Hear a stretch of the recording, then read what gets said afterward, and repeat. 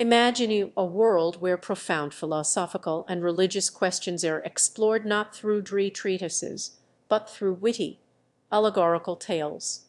That's precisely what Bonaventure des achieves in his enigmatic work, Cymbalum Mundi. Hello, and welcome to A's Book Talk. Today, we are diving into a text that has puzzled and fascinated readers for centuries.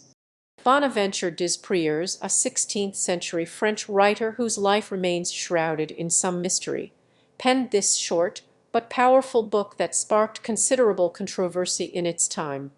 Des served as secretary to Marguerite de Nevers, a prominent figure in the French Renaissance and sister of King Francis I.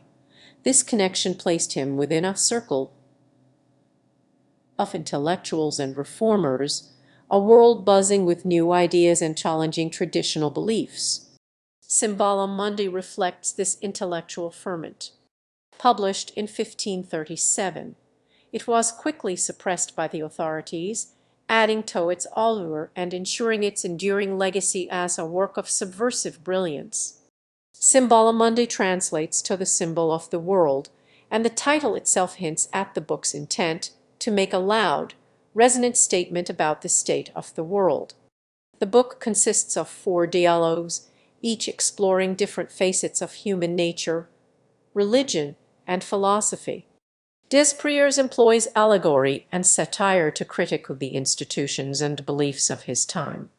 The first dialogue introduces us to Mercury, the Roman god of commerce and communication, who has lost the elixir of immortality.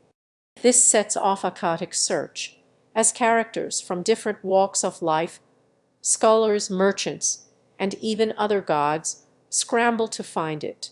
Through their interactions, des satirizes the greed, hypocrisy, and intellectual vanity that he sees rampant in society. The quest for the elixir becomes a metaphor for humanity's futile pursuit of earthly pleasures and fleeting knowledge, a chase that ultimately distracts them from true understanding. The second dialogue focuses on a group of philosophers discussing the nature of truth. Des masterfully dismantles various philosophical positions, exposing their inherent contradictions and limitations. He suggests that human reason, however powerful, is ultimately inadequate to grasp the ultimate truths of existence. The dialogue is filled with witty exchanges and clever paradoxes that challenge the reader to think critically about the nature of knowledge and belief. In the third dialogue, we encounter a group of alchemists attempting to transmute base metals into gold. Their endeavors, driven by avarice and a deluded belief in their own powers, mirror the fruitless pursuits of those who seek material wealth and worldly success. Des uses the alchemists as a symbol of human folly, highlighting the dangers of placing one's faith in false promises and material gain. The fourth and final dialogue is perhaps the most controversial.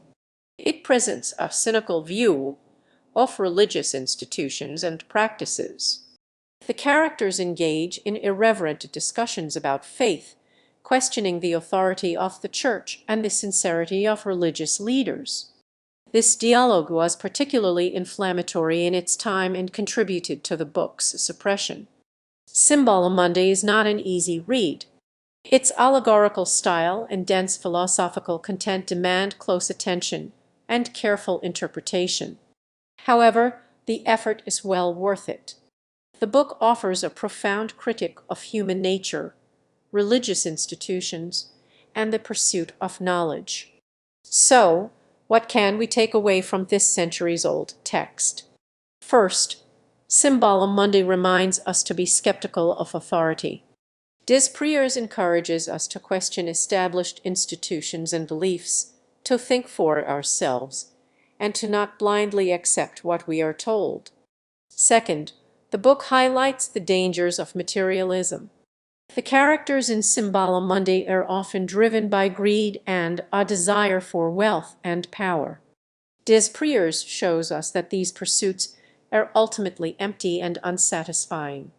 True happiness, he suggests, lies in something more meaningful than material possessions. Third, Cymbalum Mundi emphasizes the importance of humility. The philosophers in the book, despite their intellectual prowess, are ultimately unable to grasp the ultimate truth. This reminds us to approach knowledge with humility, to acknowledge the limits of our own understanding, and to be open to new perspectives. Finally, Cymbalum Mundi celebrates the power of satire. Périers uses humor and wit to expose the follies and hypocrisies of his time. This reminds us that satire can be a powerful tool for social commentary and change.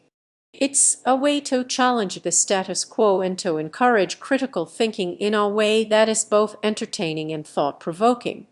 Cymbalum Mundi is a challenging but ultimately rewarding read. It is a reminder that the questions and struggles that plagued humanity centuries ago are still relevant today. Thank you for joining me on Ace Book Talk. If you enjoyed this exploration of Cymbalum Mundi, please subscribe for more book recommendations and insights into the world of literature.